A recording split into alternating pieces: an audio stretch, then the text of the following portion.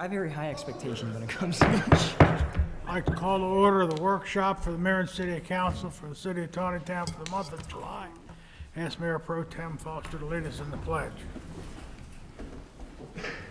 I pledge allegiance to the flag of the United States of America and to the republic for which it stands, one nation, under God, indivisible, with liberty and justice for all. Good evening, everyone. Here's all council members and president accounted for. All right. Our first order of business is the review of the minutes for June the 7th and June the 12th. Does anyone have any additions or corrections for these minutes?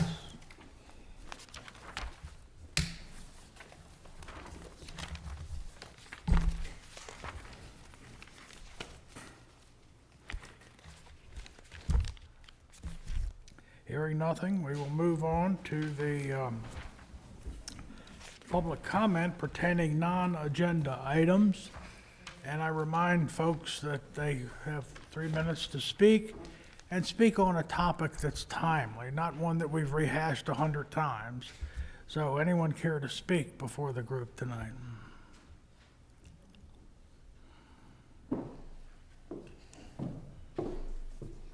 Catherine Adelaide, 9 Cortlandt Street. This one's pretty timely. It just happened today. I had an interesting experience with trash collection today. I noticed 2 trucks on my street, one going on the wrong way on a one-way road, and they didn't take all of my recyclables. I took a picture of it. They were clearly recyclables in there. They didn't take my trash, and they left a trail of kitty litter and kitty poops on one of my neighbor's driveways down the way. It was extremely sloppy, so it occurred to me that perhaps this might be the new trash company that you all hired, against Councilman Frazier's advice to keep the old ones. So it was a pretty bad experience. Maybe it was their first day. Hopefully they'll get better, but I took pictures and I'll document it to the city, but it just happened today, so I thought it was pretty timely to let you know that I could tell that there was a difference, and it didn't make a good impression on me. So, thanks. Thank you. Anyone else? Again, that we do have a new trash contractor, and this is their first time in the city, and I'm sure there were some mistakes today. I haven't really checked with the office. I checked early this morning. Haven't checked this afternoon, but if you hear of issues, please bring them to the city's attention, because this is how we get things off on the right track. When we have a new contractor, is let them know of some concerns that we have. So we appreciate that, Catherine, and anybody else that might have any concerns, let us know. What surprised me that we didn't get bumped today like we usually do when there's a holiday. And I was talking to Ollie yesterday morning, and he was out putting his trash out, and he said, "You think I need to put my trash out today?" I said, "No, we'll skip a day. We won't need to put it out today. They won't pick it up till Thursday." Well, of course, it did. But the good thing is, Ollie didn't listen to me. He put it out. We should all take a page from his book. All right. Anyone else care to speak?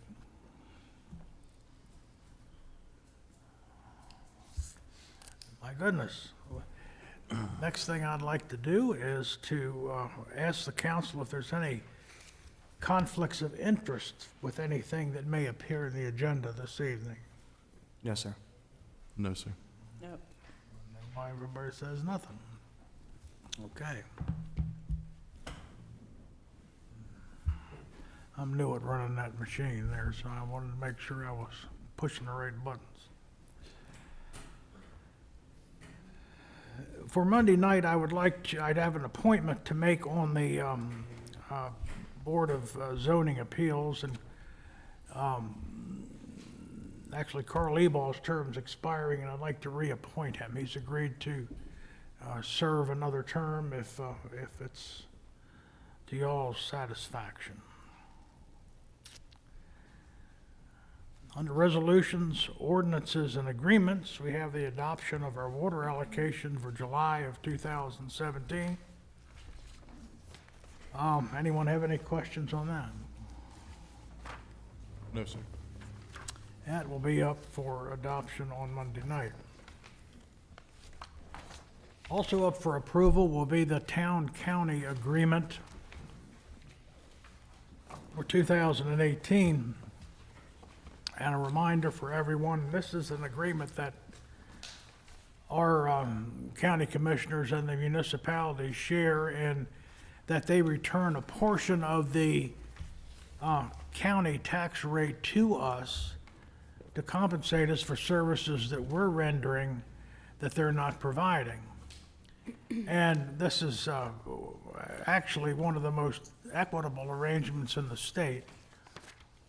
The counties aren't required to do this, not at all.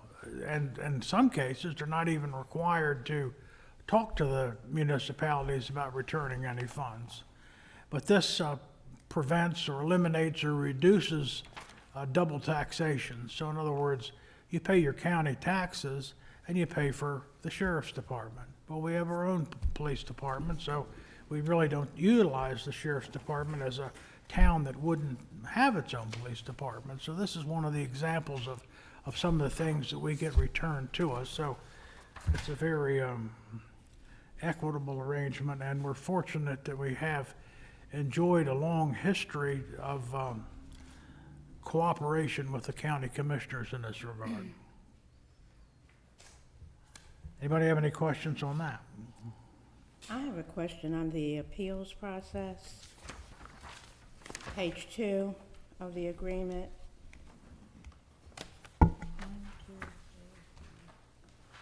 The fifth line down where it said, "At such time as the evidence has been reviewed jointly by both parties, a decision shall be made by the jurisdiction which has the prime responsibility for approving the application."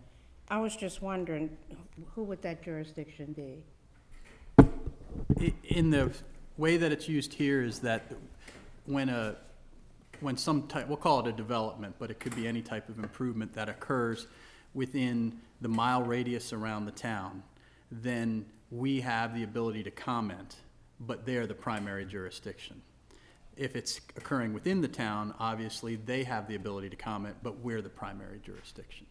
So it's, you can imagine a bullseye, the mile from outside of town, they're the primary, and inside we're the primary. So under the appeals process, we are the prime? If it's occurring in town. So I'll give you an example where we used, remember the chicken farm? Yeah. I don't know if that was a mile, but let's say it was. Okay. We were to be entitled to notice on that, to comment on that, and to review everything on that. And then when a decision is made, they're the primary, because it was outside of the town limits. But if it was one of the developments occurring here in town, they have the ability to comment on it with all the county regulations, but we make the determination because we're the primary of them in town. Okay. Okay. Anyone else?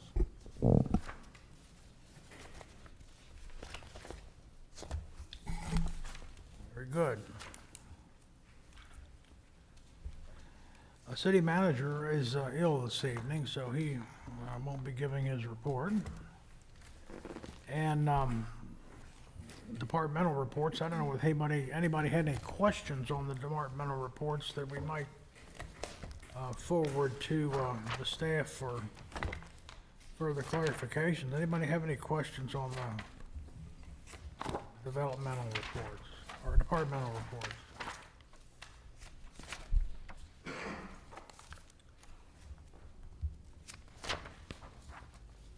I had a couple comments, particularly on the Parks and Recreation report. I wanted to make note that the street trees, there's a comment in Bob's report that says he's going to be trimming the trees in the park, Memorial Park. street trees need trimming too, and I don't know whether that's for Bob or Eric or who, but that's something we need to address, because they're getting kind of bushy. And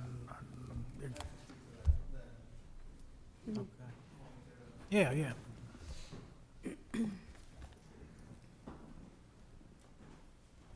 Actually, the street trees, we actually have a contract set up, and they will be in July 12th or 13th to trim trees on the street trees. Okay. There are 56 of them being trimmed. All right, and we also have a dead one in the municipal parking lot. I don't know if anybody's noticed that or not.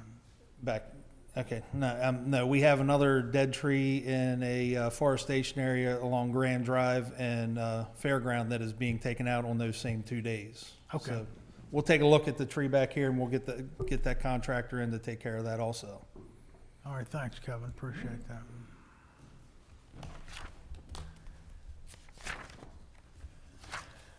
Anyone else?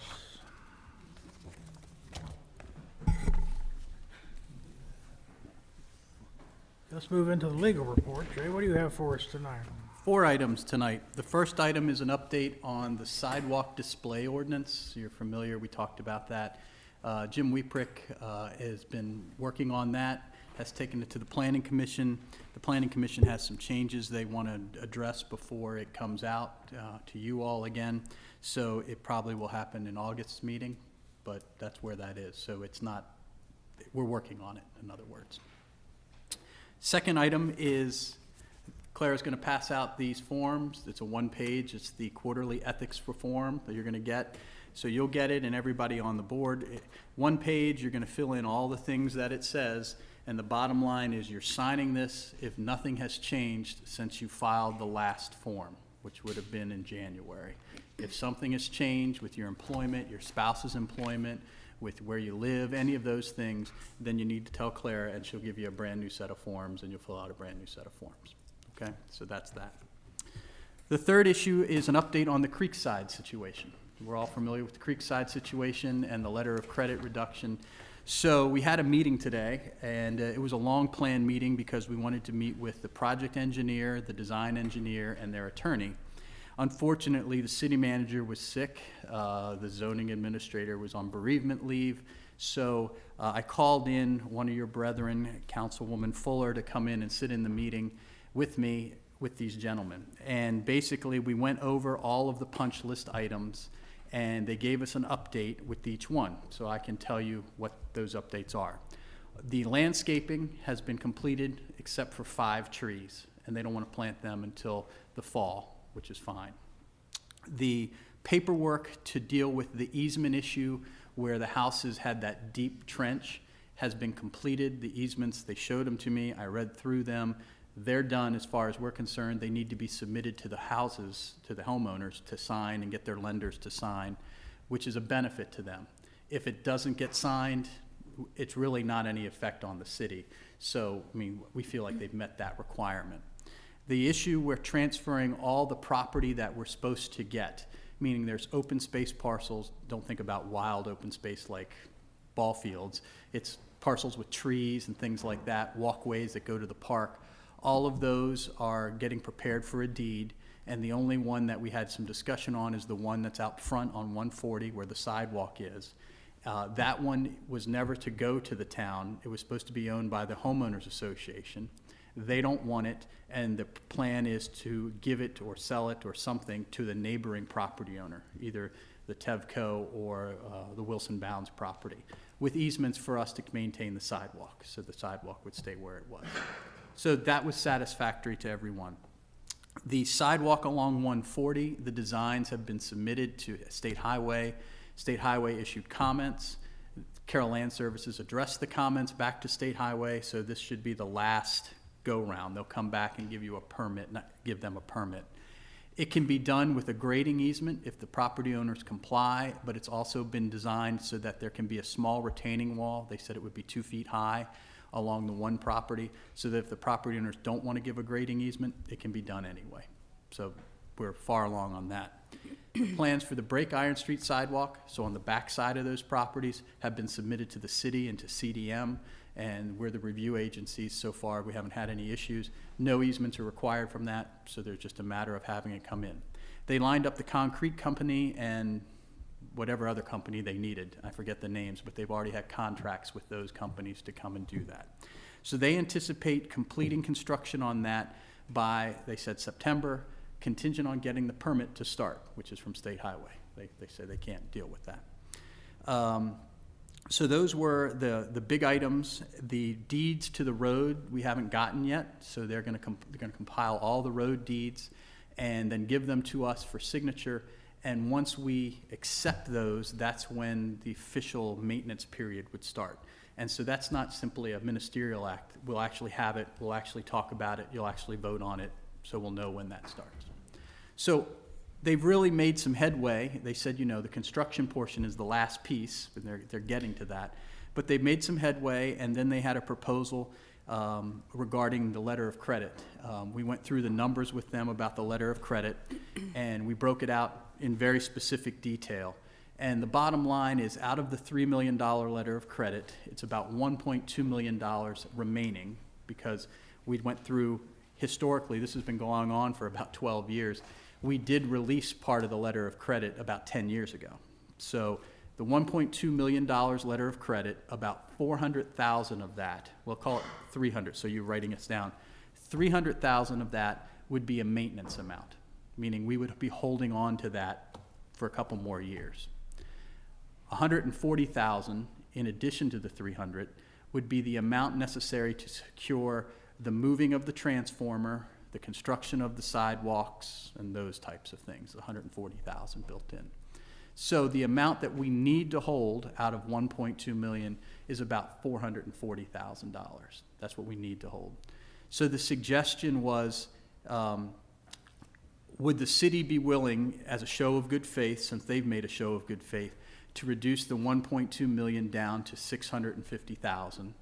And that would give us more than we needed, because the 400,000, 440 is what we need, be more than what we needed, and everybody would be happy at this point. So that's the crux of the thing. I mean, Councilwoman Fuller was there. If you want to give any of your color to the situation. So I think you covered everything, but just in speaking with them, they really did have every intention of getting this done as quickly as possible. I think they've definitely hit some roadblocks and some bumps, but Wasn't there a pumping station that had to be moved? that was included in it. It was the transformer from Potomac Edison, so that was included in the price. The issue that they were holding up was, could they get an easement from the neighboring property owner, the Huffmans? They've tried for a year, can't get traction on it, so they've just ordered with Potomac Edison to move the transformer. So they'll be pouring a new pad on the easement lot, putting the transformer there, and then taking the stuff off of the property they don't own. Just another question. The promises we got this afternoon, are they any different than the promises we had before?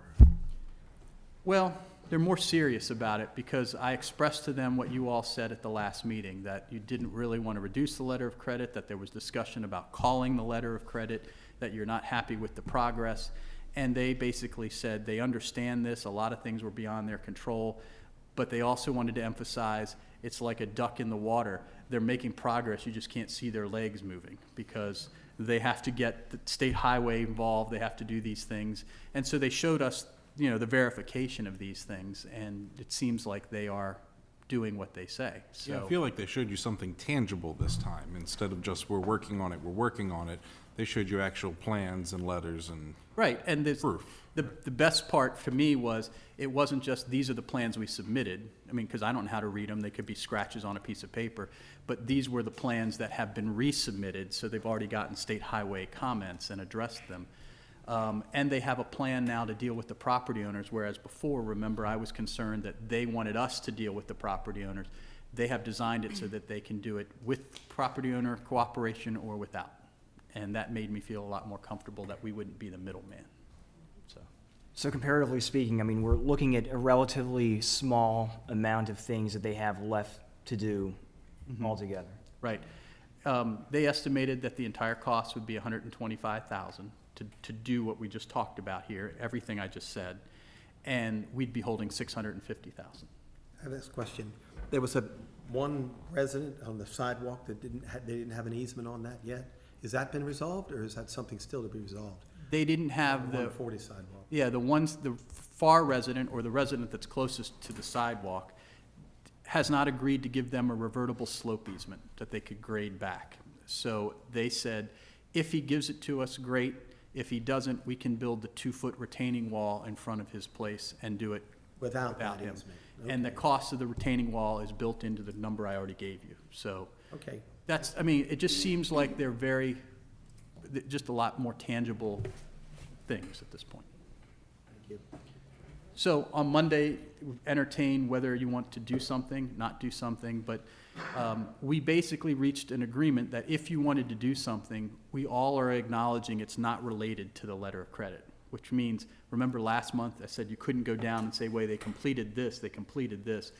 They realize it's not going to be done that way, and we realize it's just going to be good faith. Here's 650,000 off the table, we're holding 650, and everybody would be okay with that.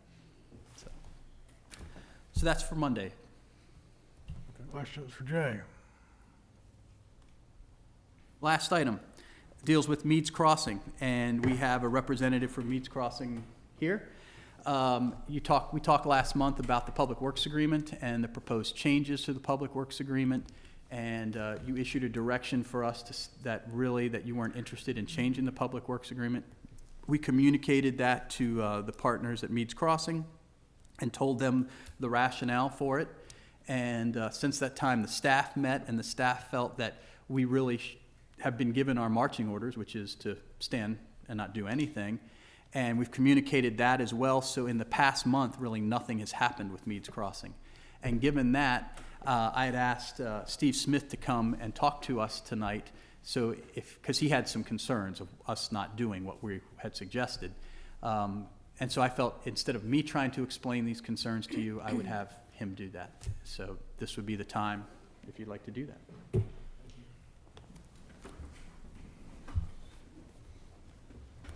Good evening. I'm Steve Smith with Gaylord Brooks Realty, Meads Crossing LLC.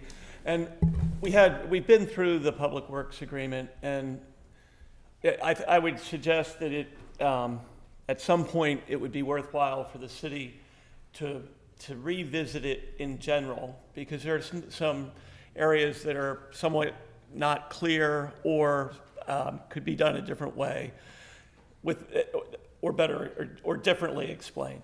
With that in mind, and that is a suggestion for the future, we really don't have any changes that we need to make to the PWA itself, except for one possible clarification that we'd like you to consider.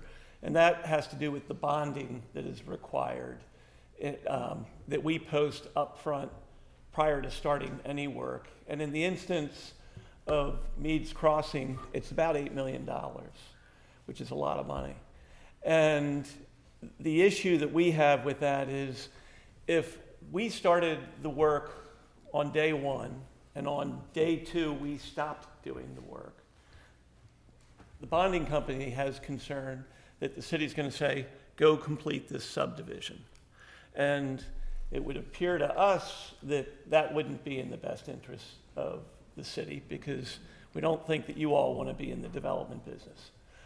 However, and this is parroting what has been done in other jurisdictions and is much more typical, there need to be safeguards to make sure if we leave the project early that the job can be stabilized and that there's no harm to the public. And then there also needs to be safeguards that once consumers are involved, which are citizens of, or potential citizens of Taneytown, that the work is completed. And what is often done in that regard is we post money up front that is a lesser amount to cover stabilizing the site in the event that the developer walks. Then, prior to issuing any building permits, we then post the money to complete the work, plus a percentage over that to make sure that there's enough money to do it. And that way, if there are consumers involved, taxpayers involved, there's no pressure, there's no cost impact on the city to then cash the bond to finish the project as necessary. So as I read it, but I'm not an attorney, and I need to defer to your attorney and to you all. I think the only thing we would ask is that within the PWA, there be, instead of it saying no permits are to be issued until bonds are posted, that it be no building permits are issued. And perhaps rather than get caught in the weeds on this, if we could, what we've successfully done in the past is we've had small working groups that have gone and taken a look at this and developed a position. And then if there's traction with that position, we come back to the council. From a timing standpoint, we are still moving forward. Our plats are with the county for processing. We're working with our bank on securing the loan. A big aspect of this is the bonding itself. And so, the time to address it is now. And we can't say, well, can we spend the next 6 months doing it? We'd like to do it in the next month or two. Any questions? What action do you want to see the town take on this?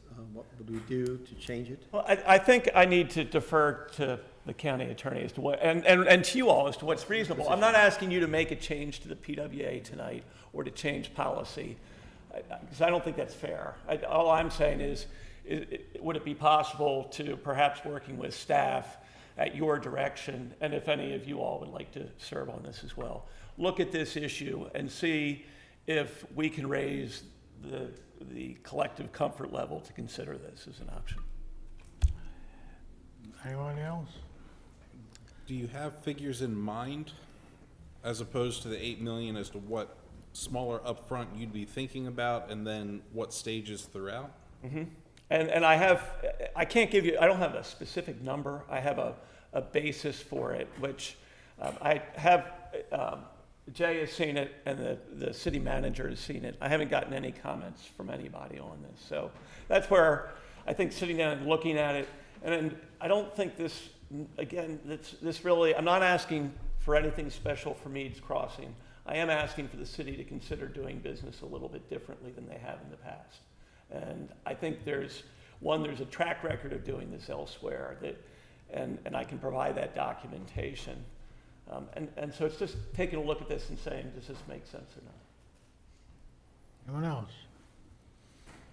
Just a comment from my own self. I was greatly concerned about the idea of lowering this bonding from last meeting, and I did a fair amount of research between then and now, including talking to folks at MML and have had experience in this regard, and also talking to executive, another builder developer, and they unanimously advised against this, that it's very, very dangerous for us to do that. It leaves us very vulnerable for the initial builder to pull out if they decide they are not meeting the profit levels that they want to make, and kind of leave us holding the bag. I wanted to make a comment or maybe a question. The $8 million, because this being built, we in the joint meeting we talked about building in phases. Mm-hmm. Is this for the entire development or just the beginning phase? Phase one. Phase one. That doesn't seem like a huge number. For phase one was a pretty sizable amount of construction. A lot of money. Quite a number of homes, and if there would be a situation where we had to finish it with a developer absent, you'd have to have some working capital.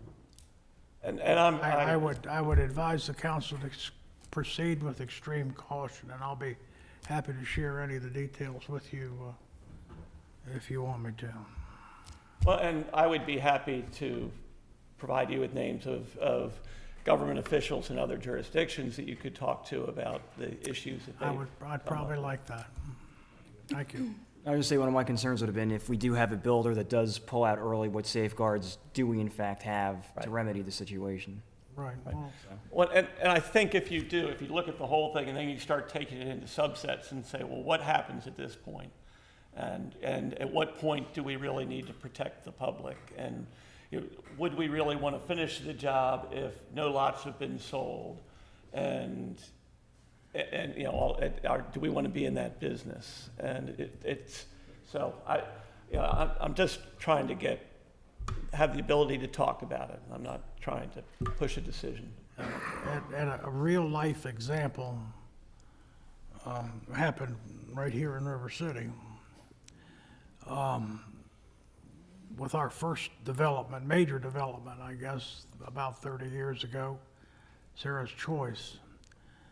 We had a builder, and I don't remember the name of the builder, but it came in and made some fine houses according to his design plans.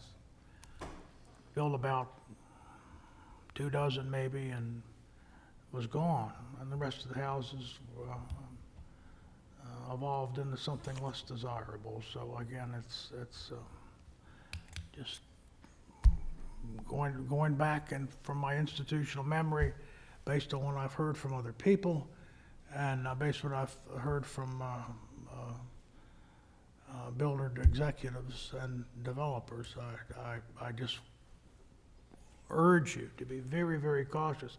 This plan has served us well for a number of years, ever since well, I guess not since, I didn't go back that far, but it goes back probably 20 years. And I think we need to be careful of fixing something that isn't broke, that's all. My opinion. So what direction I need on Monday while you ponder all this is not to make a decision, because this is very complicated. There is no word change. There's nothing I can give to you that says this is what we do. But at this point in time, the staff believes that they really shouldn't be spending any time even discussing it or trying to figure it out, because you all have directed you're not going to be willing to do it. So why would we spend time doing that? If you need to change that, then you need to give the directive on Monday that we should be trying to figure a way to do this. There's ways that can be done. We could figure this out, but it would take time and discussions back and forth. And then whatever we do, we need to come to you and say, okay, this is how it's going to be figured out. If you're just not interested in doing it, you save everybody a lot of effort by saying, we're just not going to do I thought we it. said that last month. Well, that's... And you did. did say that. And I just felt like I would like to come before you and ask for some reconsideration. That's all. Thank you. Thank you. And that's all I have. All right, any questions for Jay? Moving on to old business. We've talked about the maintenance contract recommendation for the blower service at the wastewater treatment plant. And you'll recall that came up when the proposal was presented. I guess it was 2 months ago, and we had a citizen who had experience working with this equipment say, we don't really need that. But we have a letter from Kevin saying we really do need that. So I guess we need to decide which way we want to go with that. Do you want to add anything to what you said in your letter, Kevin? Anybody have any questions for Kevin? Questions, I can answer them. I guess my only question, and Kevin, you could probably answer this better. I understand exactly what you're saying about training our people to do these inspections. I get that completely. Are we confident in the level of training we're receiving otherwise? Not in the inspection side, but just general maintenance during the time between inspections? Yes, I mean, we were trained on what to look for in between those inspections, but I just feel that it would be better to have somebody looking at that interval that Who looks at them all the time. does it every day. I mean, we're looking at once or twice a year looking at this and using that equipment. What are we going to retain between those two times? Are we going to lose that knowledge, or are we going to miss something? Right. I've actually talked to a machine builder, and he's actually building some of the equipment for Vapco's new building. And he said, one turn of the bolt the wrong way, you could destroy the unit, you could injure yourself or another employee there. And these units are within a foot of each other. So if one of these units goes down while it's running and you're checking for the balance and vibration, who's to say a part doesn't fly off and destroy another unit? And we're talking hundreds of thousands of dollars that we've spent trying to keep this unit. I mean, I feel safer having somebody else coming in with the knowledge and being able to direct us if something's wrong with that unit. I mean, the money we're spending is also including all of the materials and supplies to do these services for the full year. It's not just, hey, the money's all going to the operator or the technician doing the work. This covers everything for the full year of services, not just their time here. So did the quote go down in price? Is that what I'm seeing? Yes, the quote did. In November, when we were working on the budget, I had requested them to give me a quote, and I told them it would be closer to July because we want to do it during fiscal years, that it would all match our calendar for budget. And at the time when we were getting closer to July, I called and asked for another quote, and it actually went down. Any questions for Kevin? We'll certainly consider it on Monday night. And I do have one other thing with the trash. They were aware, I guess at the beginning of the year, we put it out in the record, the actual holiday schedule. And with the new company, they only observe the holiday if it falls on the day of trash collection. I see. So if the holiday isn't on a Wednesday, we will have trash collection. You will not have trash collection. We will. We will. If the holiday is on a Wednesday, if the 4th of July falls on Wednesday, trash collection will be on Thursday. And with the issues today, I had called and talked to them. They actually are sending trucks back up tomorrow because of the issues we had today. So there will be trucks running around yet tomorrow in case somebody missed putting trash out or. Oh, I know. But yeah, they actually, before I even asked them about it, the person managing our contract said, we're sending trucks up because we were aware of it was posted. And we actually, in the June-July record, we posted in there that trash collection would be today. And also when we found out that they would be doing it on Wednesday today, we put it on the website. So anybody could find out that information. Okay. Now, are they going to do the entire city Again, tomorrow? They're gonna Or have two. just They're gonna have specific areas? No, they were actually gonna travel the whole city to see if there was any cans out and pick up Okay. everything that's out tomorrow, is what I was told. Well, Okay. that'll be And a I will big be in help. contact with the That'll be a big help, manager of the 'cause contract. It confused me. Yes, it is every. So just put it out again tomorrow. Yeah, if anybody that missed putting out today, if they put it out tonight thinking it is actually tomorrow and weren't aware of it, it should be picked up tomorrow. All right, very good. That's you, what Kevin. we should do. Thank you. Thank you. All right, next under old business. We have talked about this for some time. Age of candidacy. Mayor Pro Tem Foster brought this to my attention, reminded me that we should probably get it on the agenda, and I think we've had some discussion about lowering the age of candidacy for running for office from 25 to 21. So maybe it's time to move forward with that. Anybody have any discussions in this regard? Sure, I can start. I mean, I think it's a good idea. There's the old argument that, the age of 18, you're old enough to die for your country, but you're not old enough to run for a public office to be involved in the decision-making process that could lead to death. In a situation here in town, state level to run for office, you have to be at least 21. And here we are in a small town, and our age of candidacy is 25. I mean, we have brilliant young people in this town. We have people who are passionate and dedicated and wanting to serve the town, to serve the people of this town, to do something in which they can affect a change. And I think we need to be receptive to that. Okay. And do you have anything? Nothing to add to what Joe just so brilliantly said. Thank you, Tom. I don't guess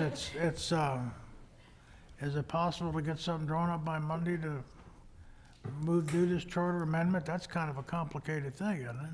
If you want it by Monday, we'll have it by Monday. We can't pass it on Monday. It's a resolution, so you can pass it the same time it's introduced. Oh, it's a resolution. It's not in We the- don't it's have not to a do a charter? charter It's a amendment? charter amendment. You do charter amendments as resolutions, not ordinances. So if you wanted it by Monday, we could put it on the agenda for Monday. It's not that, Everybody it's, good I'm with that? changing. Now, I have some questions. Okay. Now I'm gonna have to do something, so now, now it matters, okay? Jay, before you go there, I'd like to discuss a little bit more about it. I understand most of what you say, Councilman Vigliotti, because there's exceptions to every rule. There are mature 18-year-olds who can handle this. They're the exception.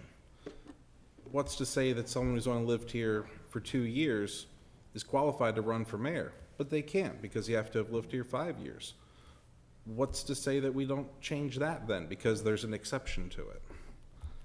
That's my argument to this, is just because there are some exceptions saying, oh, well, this 21-year-old can do it, why do we make that a blanket thing across the city because of specialized people? That's an excellent question, and my response would be that in a situation like this, we're talking about experience in living in the town versus someone's age and having grown up in the town. So if somebody had grown up here and is the age of 21, then they have 21 years' worth of experience living in town.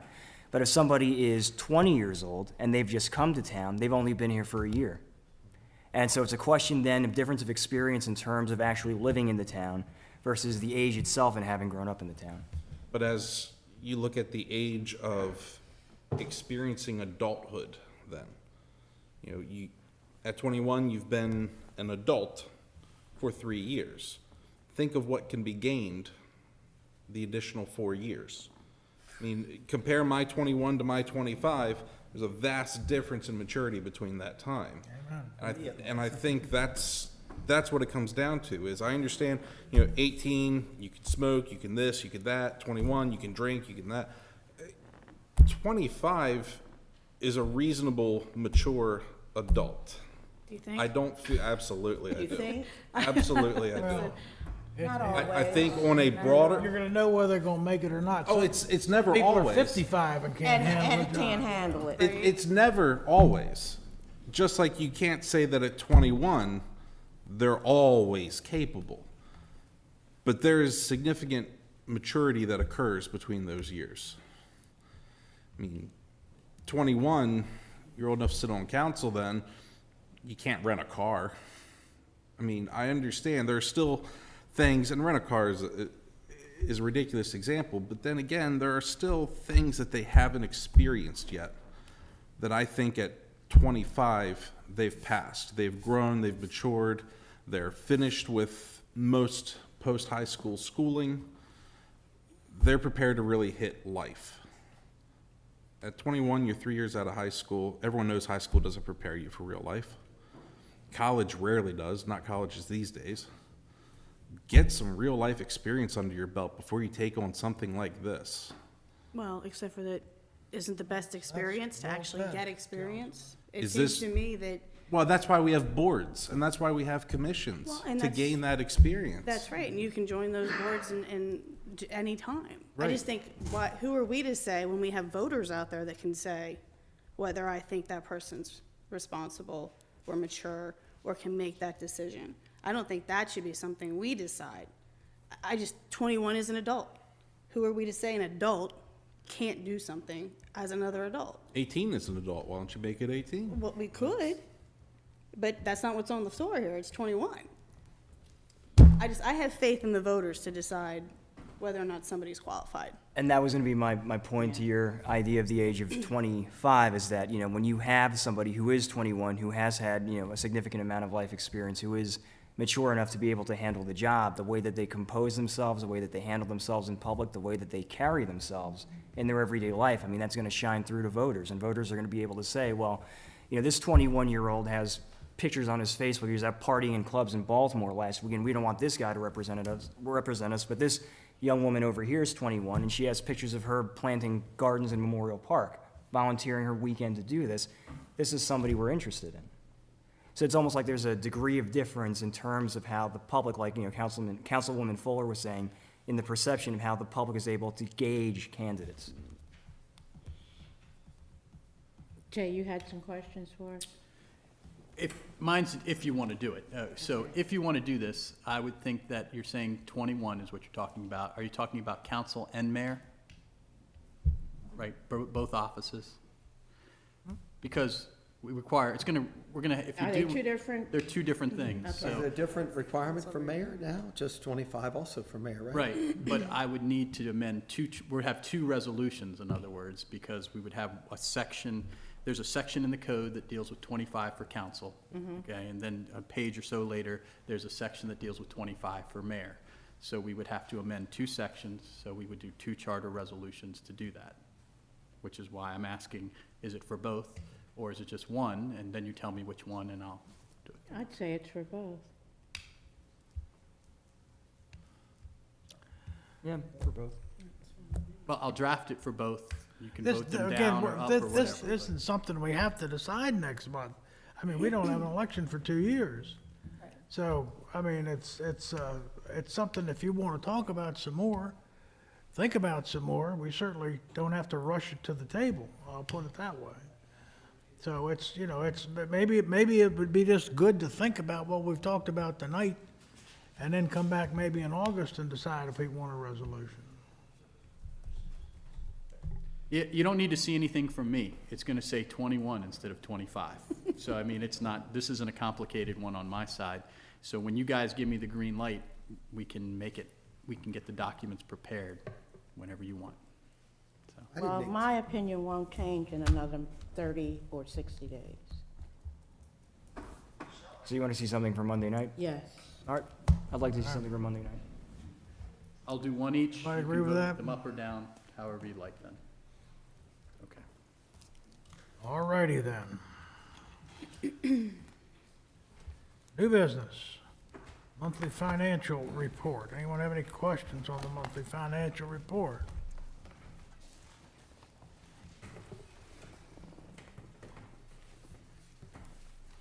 Hearing nothing, we'll move on to the accounts payable. Anybody have any questions on the accounts payable?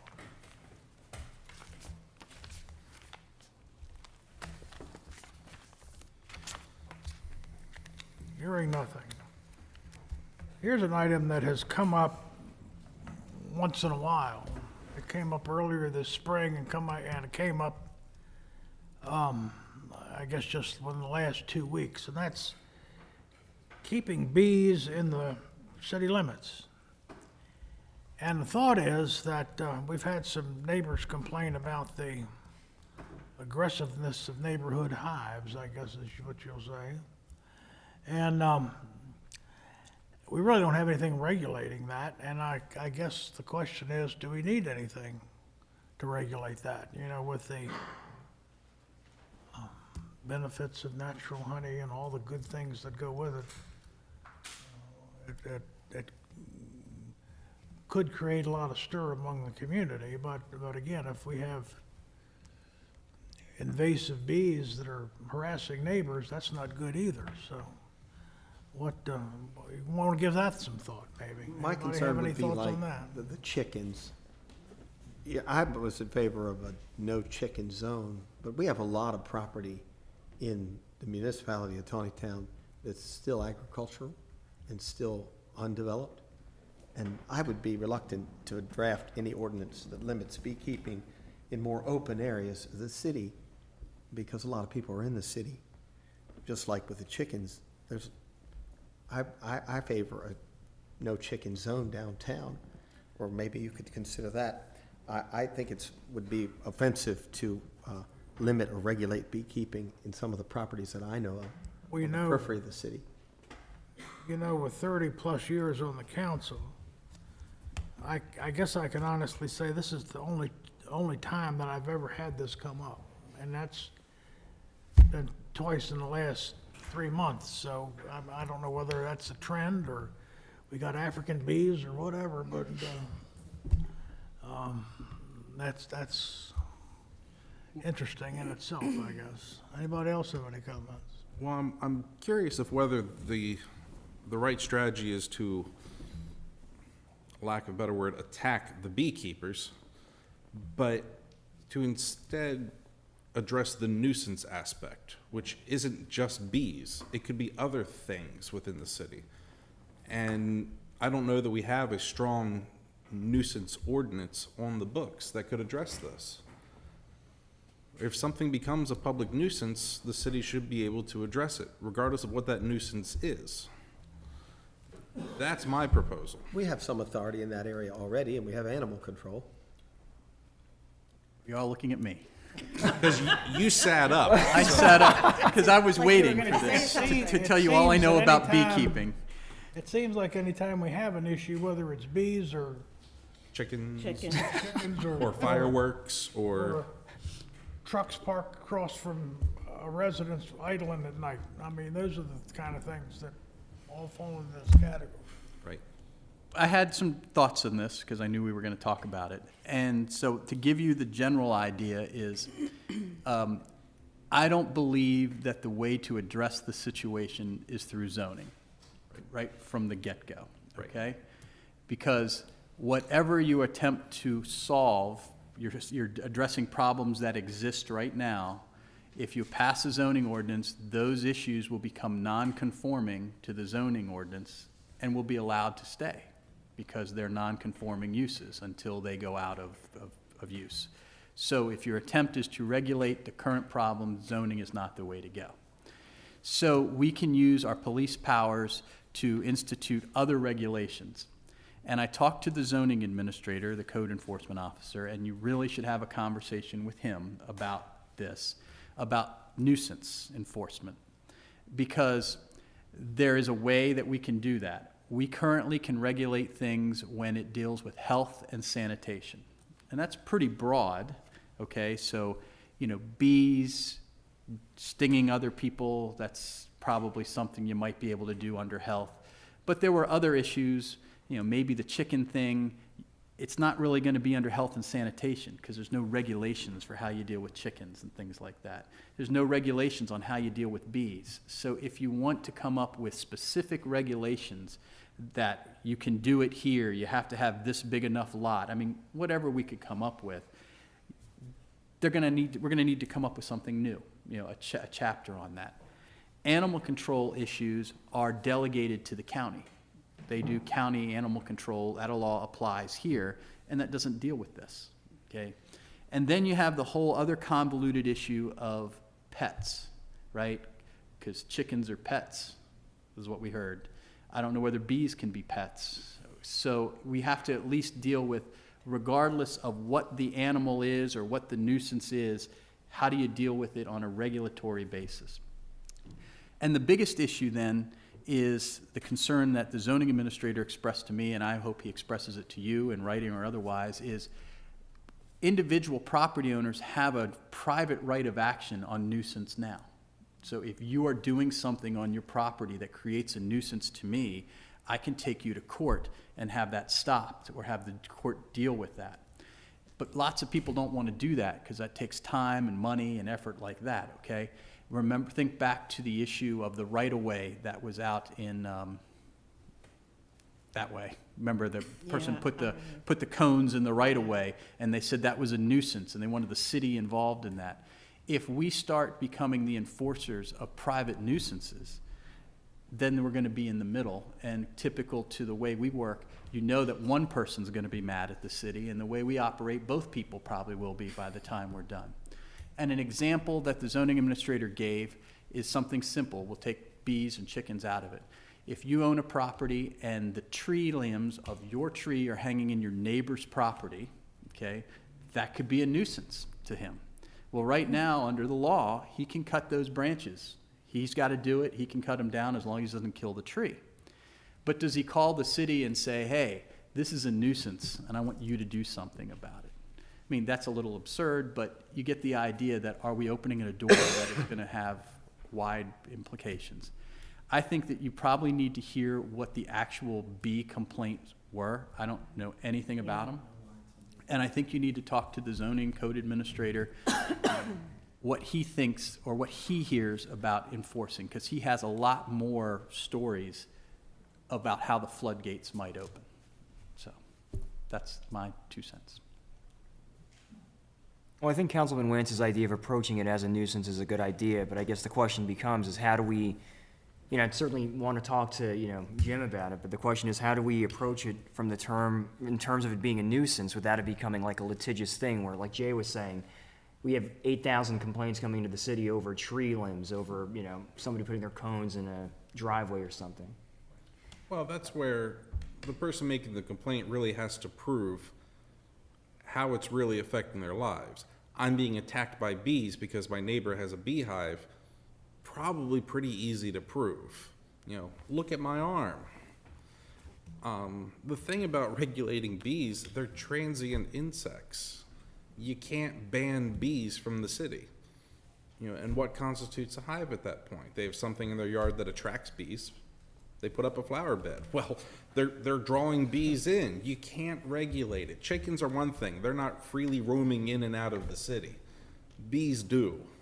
We need to address the nuisance side of it and actually have some teeth into what we have so that there can be action taken. Makes sense to me.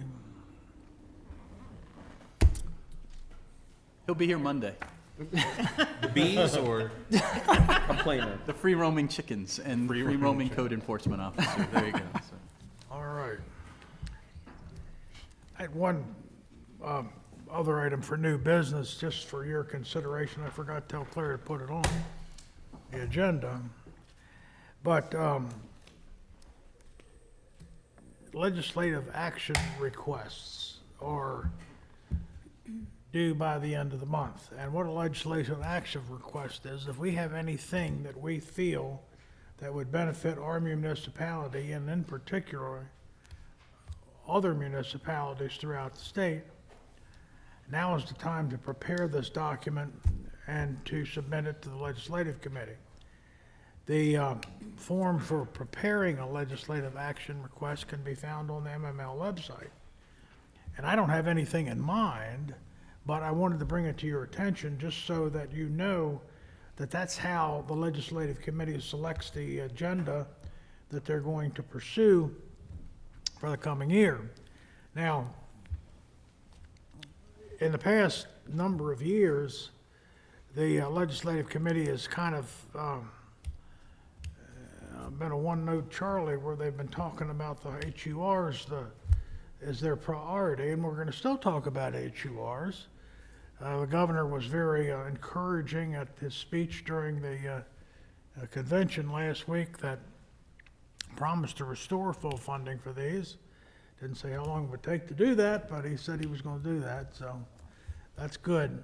But we're going to try to separate that issue from other things.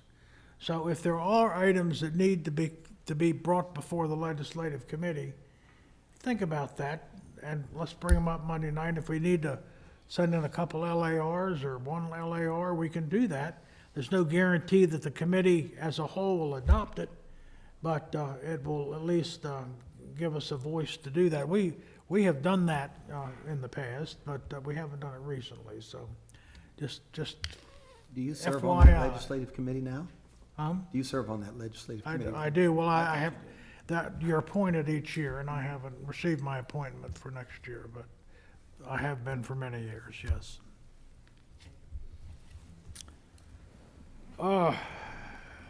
It's time for public comment pertaining to agenda items. Anyone have any comments on tonight's agenda?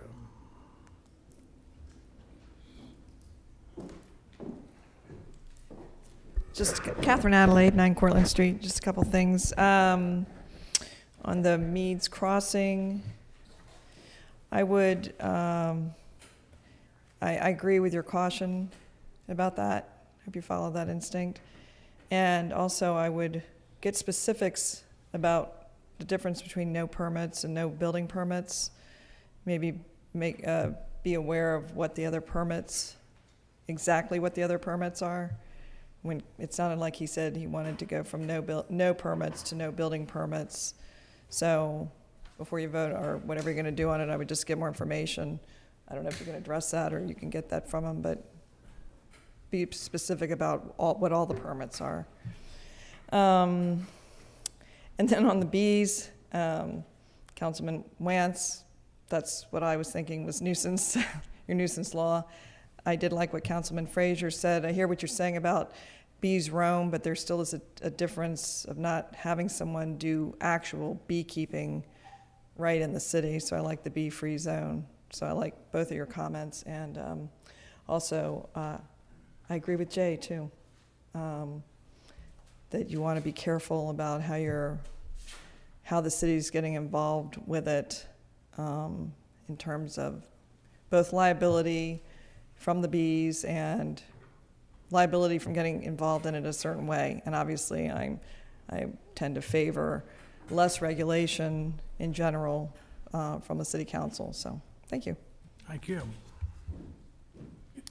Anyone else?